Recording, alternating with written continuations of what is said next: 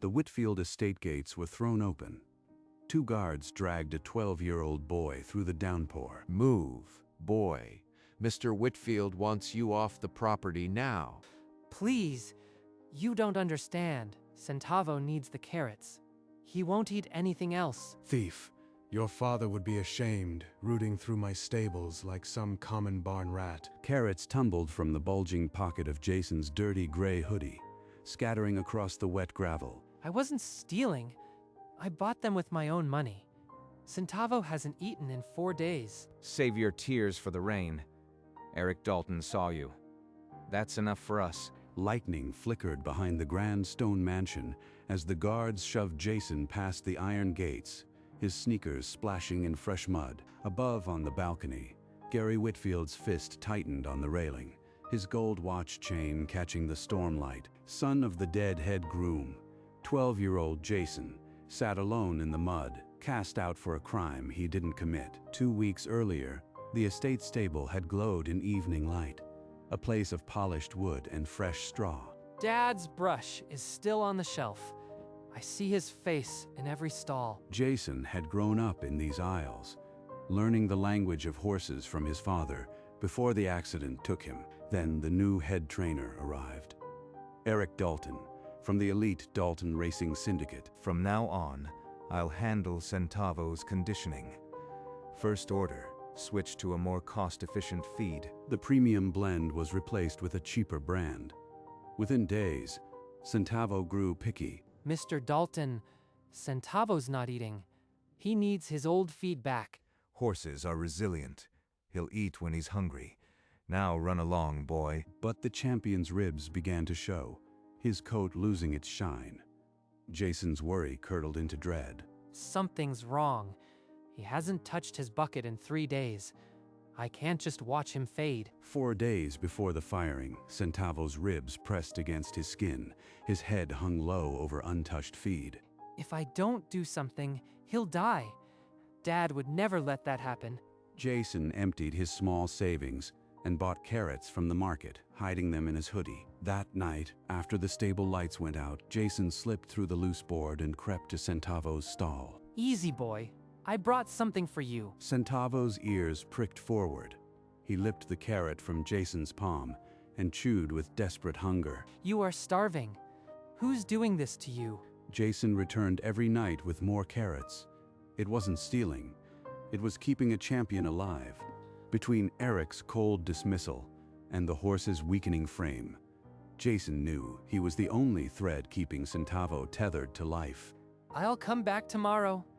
I won't let you down. The day before the firing, Eric monitored the stable cameras laid into the night. A quiet predator in an expensive coat. He spotted a small figure slipping through the darkness. Jason, with carrots bulging in his hoodie. Stop right there, boy. Eric stepped out and grabbed Jason's arm, producing a carrot from the pocket. I was just feeding him. He won't eat the grain. You have to believe me. You've been stealing from this stable. Mr. Whitfield will hear about this in the morning. Please don't tell him. Centavo is starving. Look at him. Eric's smile never reached his eyes. He locked Centavo's stall, ensuring the horse would be found with untouched feed, and the boy with the evidence. That night, Eric watched the monitors from his office. When Jason returned, the call to the house was made. By sunrise, a plot was in motion, and a 12-year-old had no idea his love for a horse would cost him everything. The rain pounded the dark lane as Jason stumbled away from the iron gates. His gray hoodie soaked through, carrots still scattered behind him. Centavo. If I don't get back, he'll die tonight. He found a rotting equipment shed at the edge of the property, its door hanging crooked. He slipped inside. Inside, he huddled in the corner, shivering, watching his breath cloud the cold air. This was Dad's shed. He used to store halters here. I can't let them win. I have to save him. Back at the mansion, Gary Whitfield raised a glass of bourbon in his ornate office. Eric Dalton stood across from him, calm and composed. That boy had his father's charm, but none of his honesty. Centavo will be better without distractions. I assure you, Mr. Whitfield, the horse's conditioning is on track. The upcoming race will prove it. They clinked glasses, blind to the starving champion only 100 yards away. The next morning, Dr. Janet Rivers steered her car through the estate gates, the gravel still wet from the storm, unaware of the crisis festering in the stable. I am here for Centavo's monthly check. Where is Jason? He's always here before me. The boy is gone, caught stealing carrots. Now, if you'll excuse me. Eric walked off. Janet pushed open Centavo's stall door and froze. The champion's ribs stood out like a washboard. He's lost at least 80 pounds since my last visit. Something is very wrong. She knelt and brought the feed bucket to her nose. An acrid, chemical smell cut through the scent of grain. This feed has been adulterated. No horse would eat this voluntarily. Janet stood and marched to the stable office. She needed the truth the cameras could provide. The monitor came alive. Night after night, the screen showed the same small figure slipping into the stall with carrots. Jason wasn't stealing. He was keeping this horse alive, the only one who did. Janet ripped the footage to her tablet and strode out of the office, her heels clicking on the stable aisle. Eric, the cameras show everything. Jason was feeding him because your feed is poisoning this horse. The cameras show a thief. Carrots are not a diet, doctor. He disrupted my training. Don't lie to me. Centavo hasn't eaten a bite of your grain in weeks, only when Jason came. This is absurd. You are letting sentiment cloud judgment. The boy is gone. Good riddance. Janet didn't flinch. She pivoted the tablet, playing the time-lapse. Centavo wasting away, then Jason's small hand offering a carrot. That boy is a menace. Mr. Whitfield made the right decision. Now, if you'll excuse me. Without another word, Janet spun on her heel and marched toward the mansion. She had enough to go straight to the owner. If I have to stand in front of Gary Whitfield myself, I will make him see the truth. The stable fell silent behind her, but the weight of what she knew pressed heavy against her ribs. Janet pushed open the heavy oak door of Gary Whitfield's office without knocking, her tablet clutched like a weapon. Mr. Whitfield, you need to see this. You fired the only person keeping Centavo alive. Gary leaned forward as the footage played.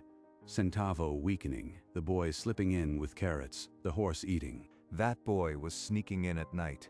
He threw off the horse's routine with treats. Look at the timestamps. Centavo refused the grain weeks before Jason ever brought carrots. He was starving. Enough. I want that boy found and brought back here. I'll get to the bottom of this myself. Brooks, Harris, take the search down to the lane. Find Jason Cade before sundown. The guards nodded and marched out, their boots echoing on the hardwood. Moments later, their flashlight beams cut through the wet morning. They won't find anything but a scared kid, and by then, it'll be too late. The race to save Centavo had begun, but the truth about his condition was still buried in a feed bucket. In the rotting shed, Jason pressed himself against the wet wood, hearing the guards' heavy footsteps crunch past. If they catch me now, Centavo dies. Stay still. Stay quiet. At dusk, when the search moved farther down the lane, Jason slipped out and crept back toward the stable's shadowed wall. The loose board was still there.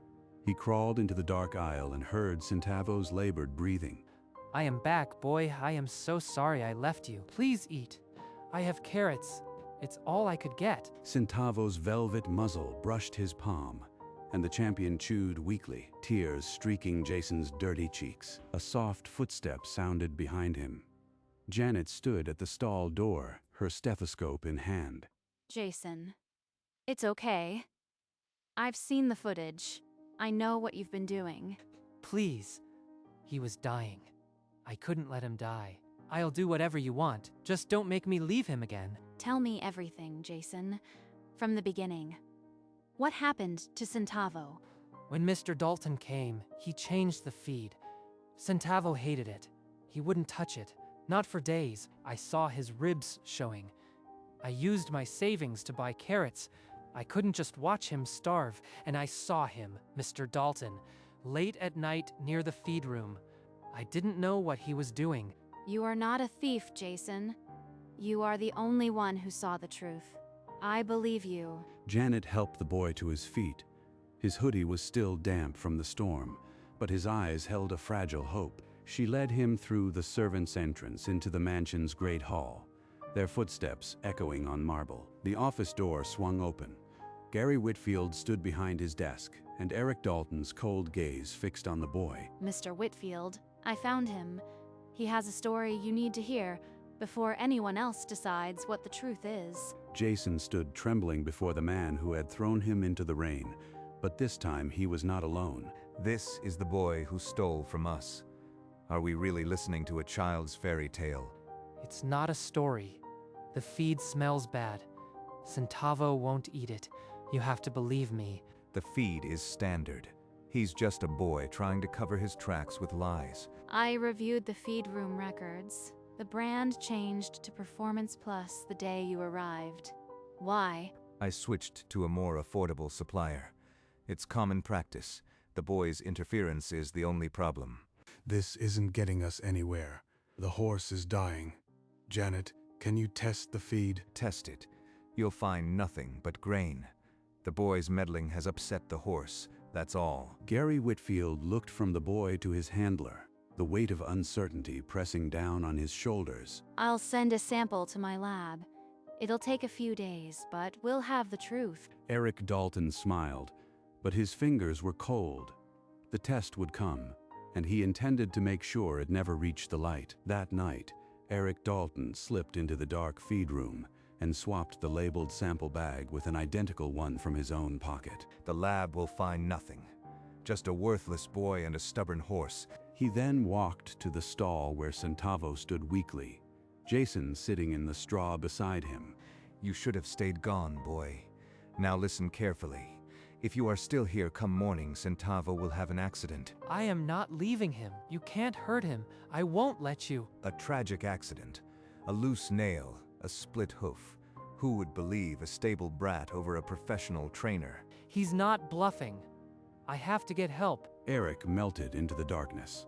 Moments later, Janet turned the corner for her late rounds and caught a glimpse of his figure slipping away. That was Eric. At this hour, something isn't right. She hurried toward Centavo's stall, her heart racing, the threat now a tangible weight in the silent stable. Jason! I saw Eric leaving. What did he do? He said Centavo will have an accident if I stay. He's going to hurt him. He swapped the sample. I need an untouched bag.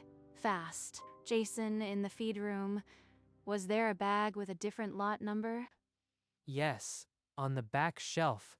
It's the old brand. It never got opened. They crept to the feed room and found the sealed bag, its lot number printed clearly. Still sealed.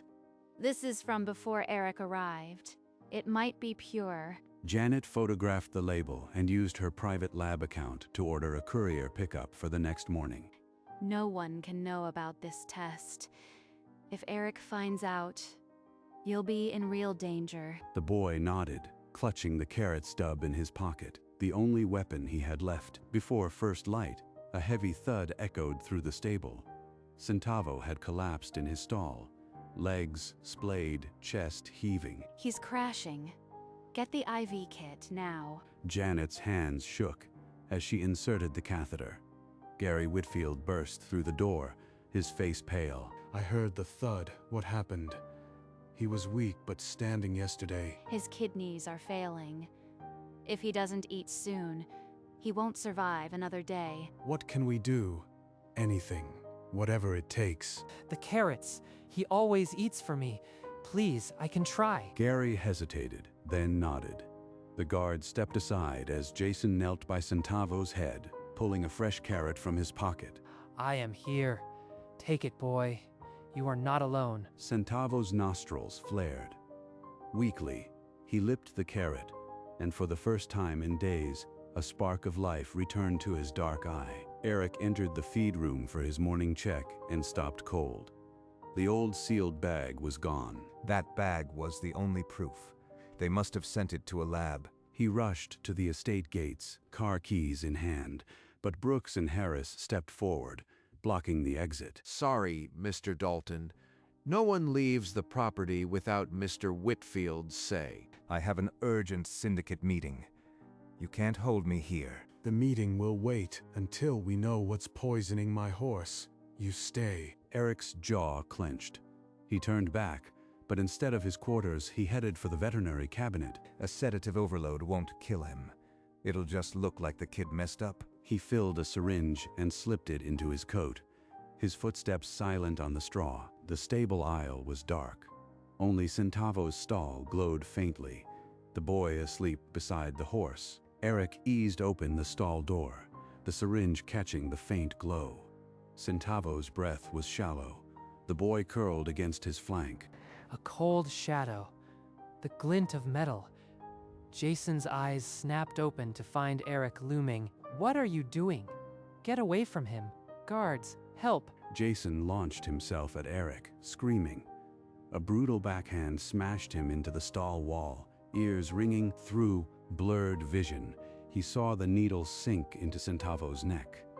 The horse let out a strangled cry. I heard a scream. What's happening? Brooks, Harris, open the stall. The stall door crashed open.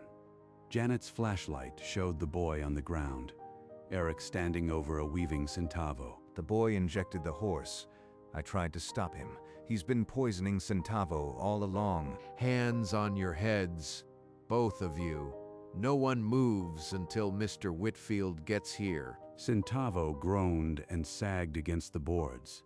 The syringe had vanished into the straw, the truth of its contents still hidden. In the oak-paneled office, Gary Whitfield sat behind his desk, fists clenched.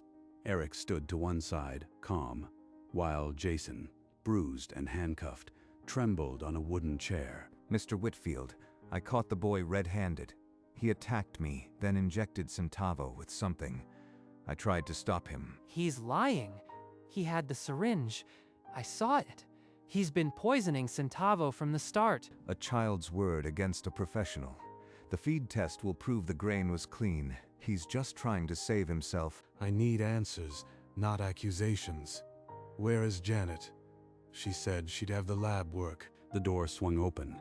Janet strode in, a sealed envelope in her hand, her face unreadable. The lab rushed the results. This envelope contains the full analysis of the feed sample, true or tainted. That will show nothing but standard feed.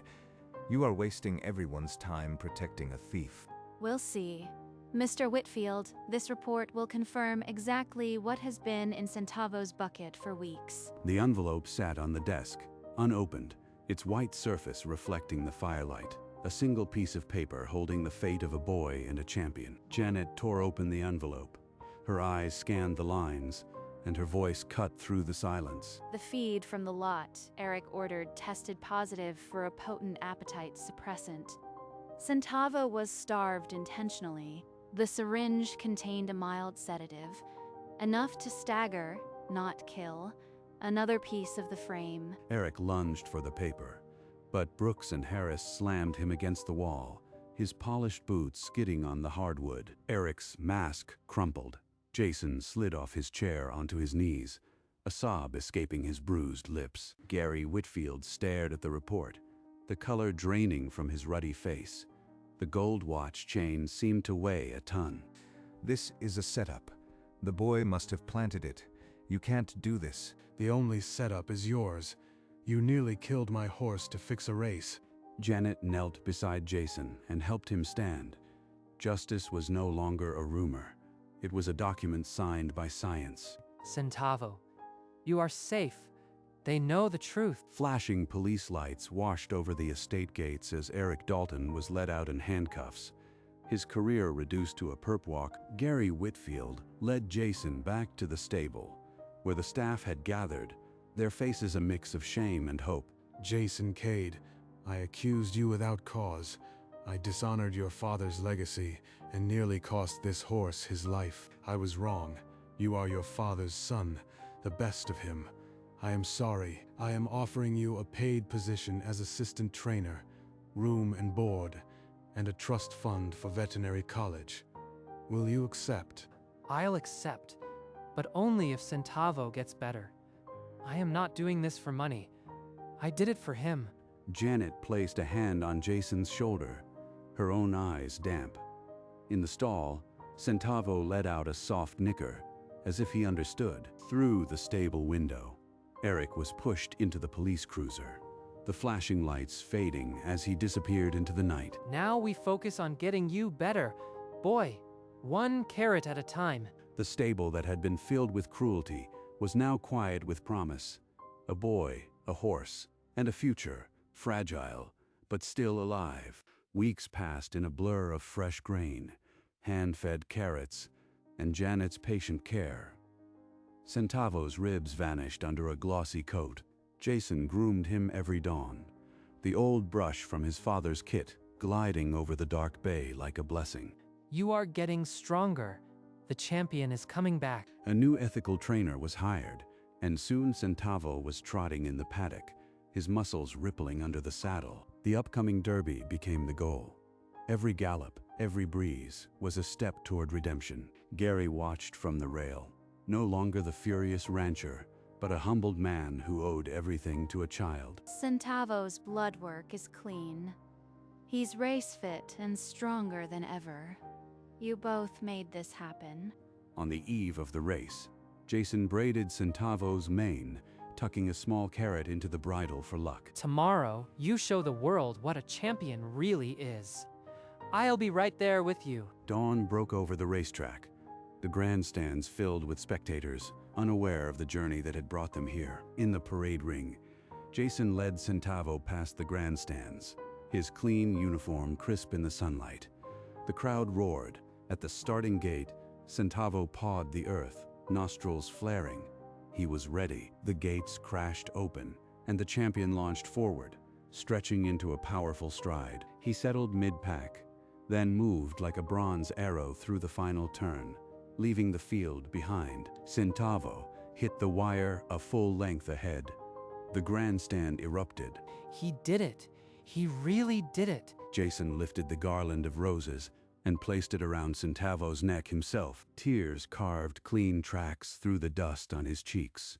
The weight of the accusation, the rain, the fear, all of it washed away. You saved him, Jason, and he just saved you right back. The champion stood in a shower of petals, his dark eye reflecting the boy who had never given up on him. Months later, a framed scholarship certificate hung on the stable wall beside a worn photograph of a smiling groom. Jason, now in a clean uniform, folded his last shirt into a duffel bag. The stable doors opened to the morning. Dad, I am keeping the promise. I'll learn everything I can and come back. By the paddock fence, Gary Whitfield and Dr. Janet waited, the gold watch chain now resting quietly against his chest. He's earned every bit of this. I was blind, but that boy showed us all what true loyalty looks like. He's the best of this place. Centavo knew it before any of us did. Jason walked toward the paddock, one last time, the carrot in his pocket, more habit than necessity now. I'll be back before you know it, boy. Keep eating until then, okay? Centavo nickered softly and nudged the boy's shoulder, the dark eyes still reflecting the same trust it always had. He straightened, took one last look at the champion against the sunset, and walked toward a future built on carrots, courage, and an unbreakable promise.